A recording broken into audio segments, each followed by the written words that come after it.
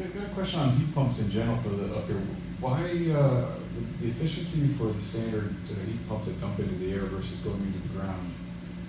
Well, I mean, in the ground here, you know, 58 degrees all the time, and you get a nice little, so in the summertime, you can cool easily and heat in the winter.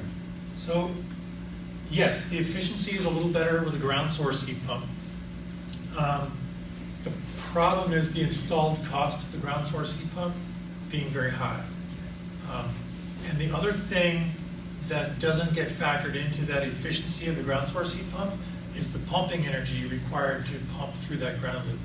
So the manufacturer or the people selling the system might tout it as having a COP of 4.5 or 5.0, and that's great, but they're not accounting for the energy that it takes to pump water or fluid through that ground loop, which can be significant.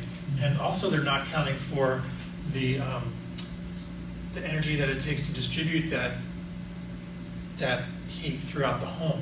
So like if you put it into a furnace with a duct system, if you put it through an air handler, the blower motor on that air handler isn't factored into the efficiency of the heat pump. When you start to run all those numbers, the heat pump of that ground source heat pump comes down to around a COP of around 2.8 or 3.2, somewhere in that range, which is very similar to the range we're seeing in the air source heat pumps, with all the energy being accounted for.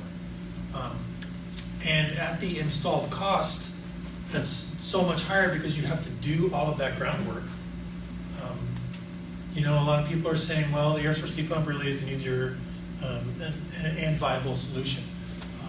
That being said, there are some ground source heat pump systems out there that are rocking, that I like a lot, that work real well, but they don't come cheap.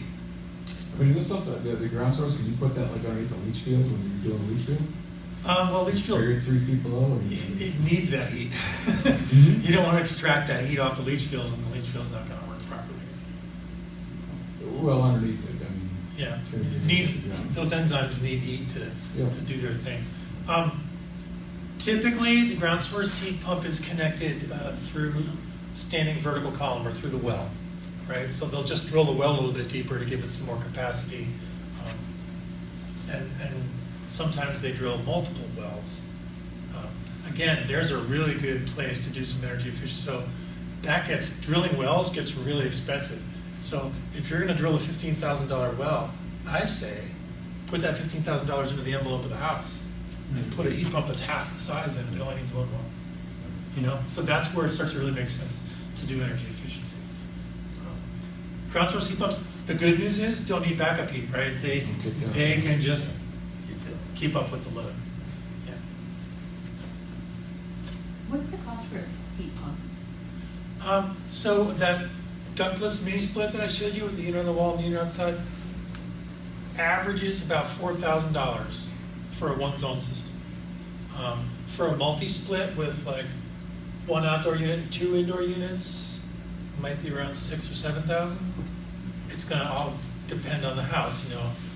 Yeah, about 3,000 to 4,000. I had 2 quotes so far for 1 unit. Yeah, so if you use $4,000 as a ballpark number for, like, it might not be too bad.